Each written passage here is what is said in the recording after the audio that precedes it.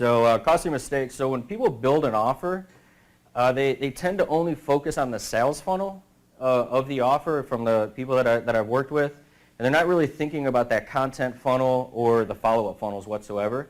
So if I can urge you guys that are getting your businesses set up and moving forward with sales funnel, I highly recommend looking at all of that. Welcome to the Ed O'Keefe Show. Transform your mind, accelerate your business, energize your body, and inspire the world. Now here is your host, Ed O'Keefe. In this episode of the podcast, you're going to hear a segment from a presentation given by Nate Kennedy at one of Ed's recent seminars. Let's give it up for Nate Kennedy, and we'll go. Let's go. So what I'm going to kind of cover here today, some of the mistakes made when optimizing your offer, the not so secret numbers you need to know, the 3 conversion funnels and what you need to optimize, and examples of a few tweaks that can result in great revenue increases. So the anatomy of funnel, they've done a couple re-engineering and stuff in here, but there's a lot of pieces that truly go into a sales funnel. And one being, obviously, you got your landing pages, your content pieces, everything that leads up and frames that offer before they land on the sales offer, which is a very important piece. You have the sales copy, which can make or break an offer. I think Perry Belcher said you only need one winning offer to make millions. But sometimes it takes 3 or 4 or 5 or 10 to get to it. So pretty good. And then the funnel setup itself. So in the funnel itself is all the integration, the technology, the tracking, which is all super important. Tracking can be very, very difficult. And then all the different autoresponder series is similar to what Jeff mentioned, is being able to start segmenting and growing, sending the proper messages to the proper people at the right time. So some of the top Facebook guidelines, because Ed wanted me to cover some of that, some of the things that we stick to when we start building things out is no manipulating the user's behavior. You see a lot of stuff that's on there where people have an ad that says one thing, the landing page is the other. It's still there. I don't know how people are getting away with it, but they still do it. They also don't last long. No misleading images, privacy policy, and all that legal related stuff. If you can run we've had no issues running squeeze pages and landing pages, but at the same time, you still have to tell the people who you are.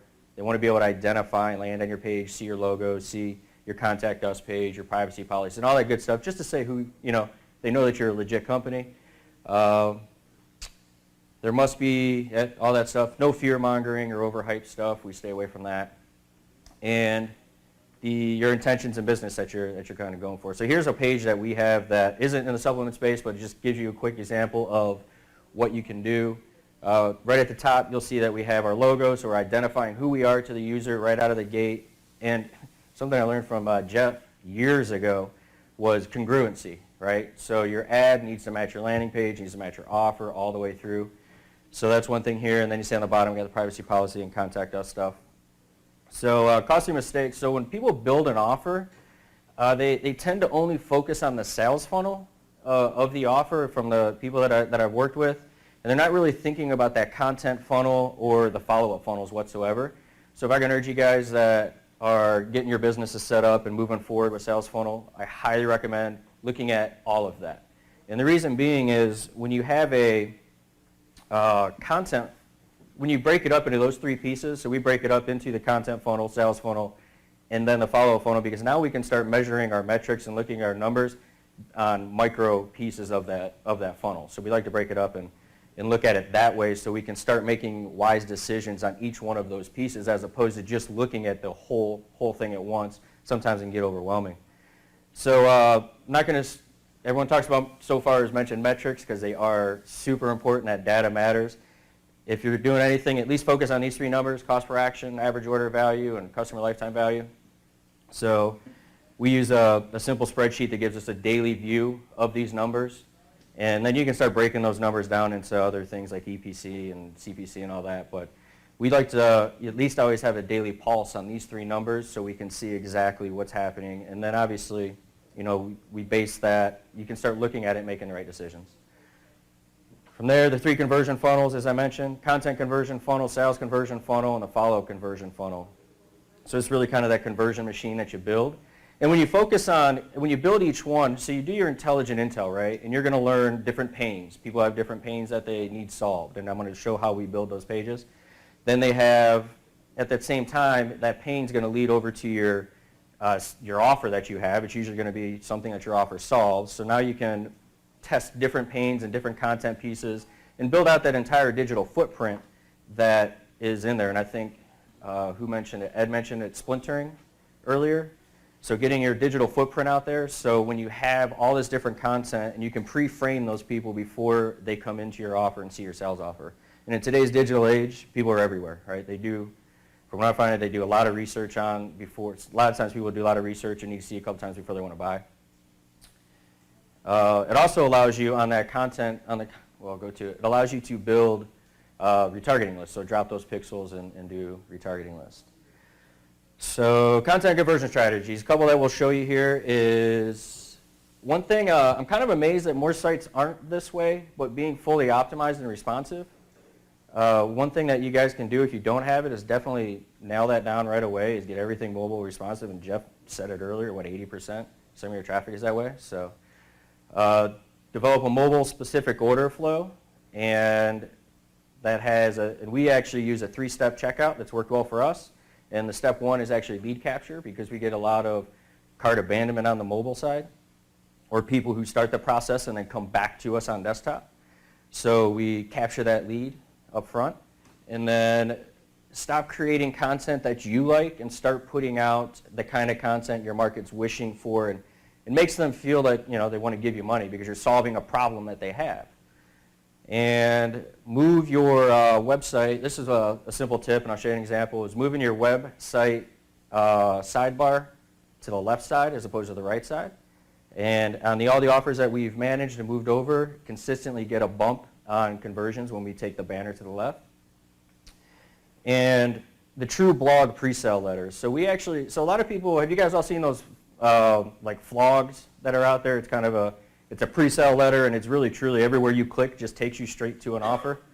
Well, what we started doing, and this we did specifically for Facebook, because as everything started shifting on Facebook and account bans happening and all that good stuff, we were trying to figure out how to stay, you know, congruent and compliant with them, and staying as compliant as we can. They do have a little disclaimer that says we can ban any ad account that we want to as we see fit.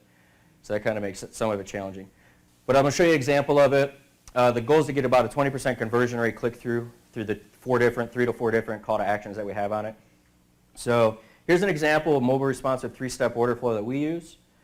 Step 1, as you can see, we are gathering information. So first name, last name, email, and I ask a qualifying question.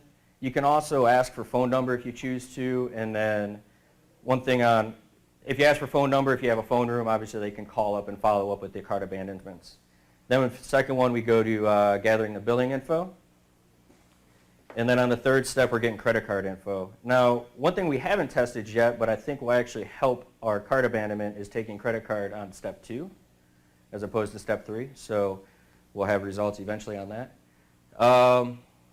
Problem content amplification. So this is, I'm going to run you guys through the process flow that we went through to get our offer on Facebook to convert effectively when it just wasn't. We tried everything going through, and then this one piece right here solved our problem and took our losing offer. During this process, we went from a losing ROI to break even to winning pretty quick through this process. So the first thing we started with was the old video sales letter, and old and video sales letter already being used together.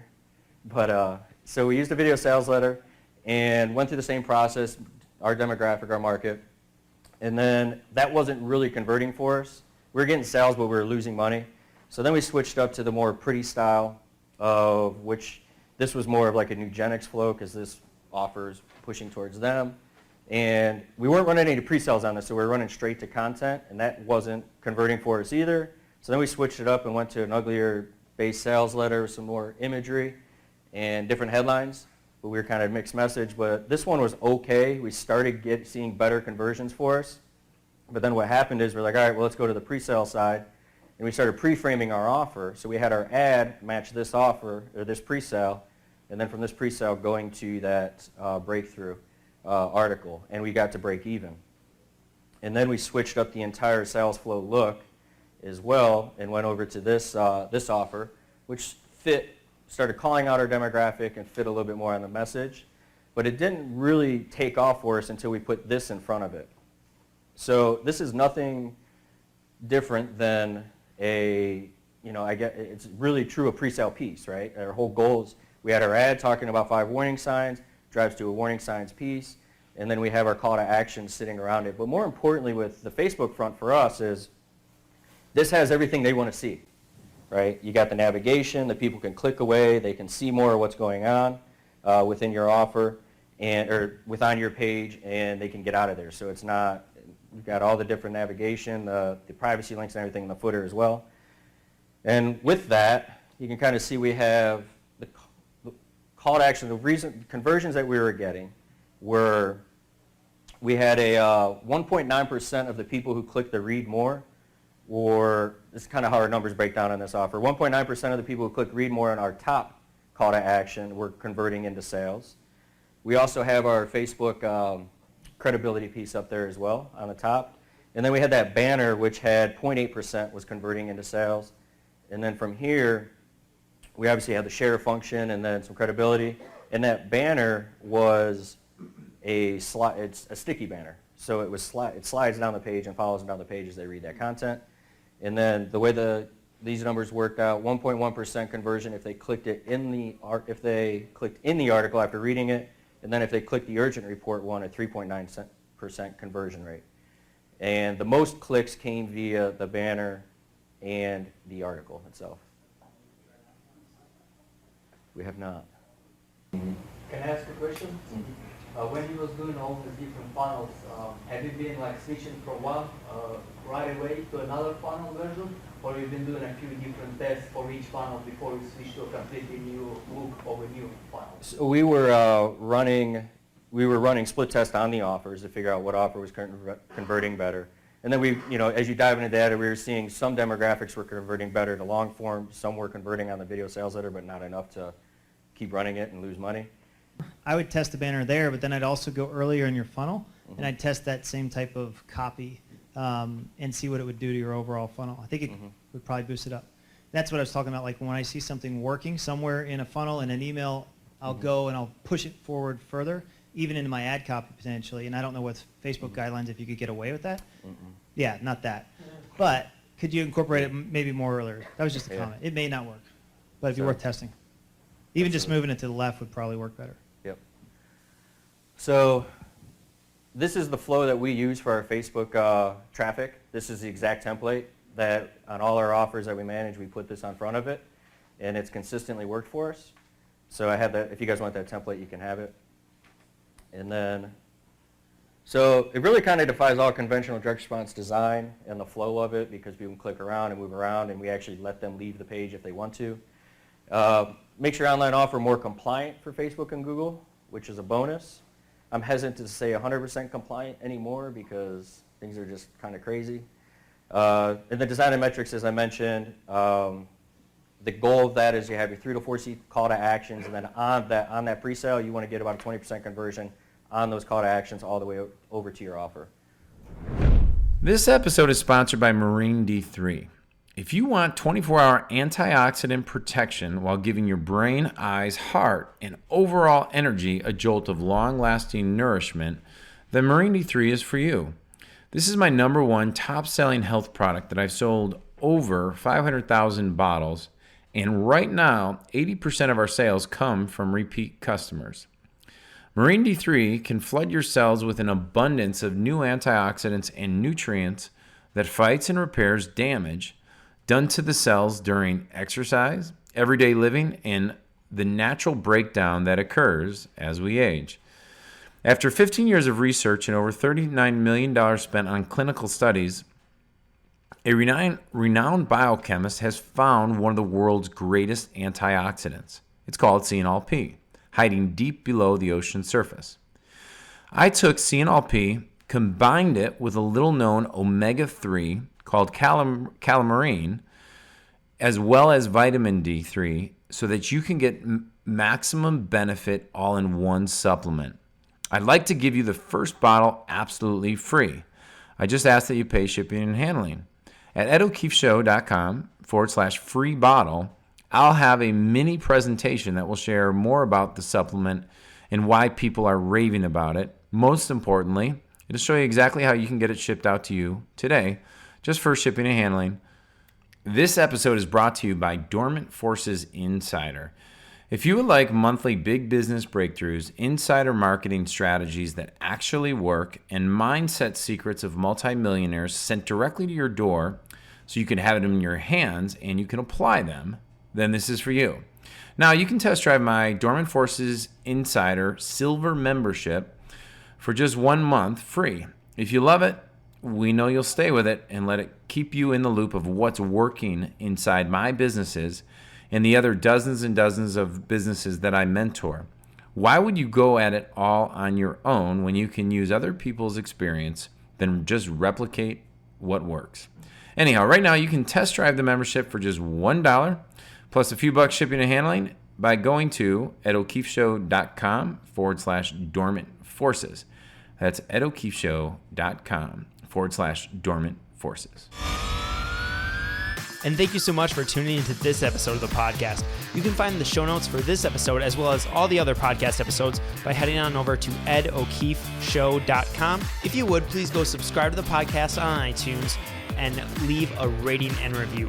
Rating and reviews truly are the best way for you to show your appreciation for the show because they help more people find out about the podcast and decide if this is the one for them. So until next week, it's time for you to go out there, take action, and inspire the world.